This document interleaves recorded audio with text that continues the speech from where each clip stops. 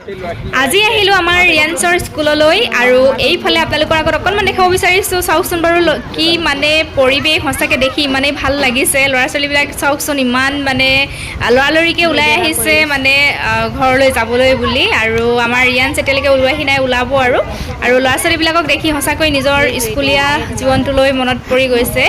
আৰু এইটো আমাৰ ৰিয়াঞ্চ লাহেকৈ ওলাইছেহি আৰু দেই।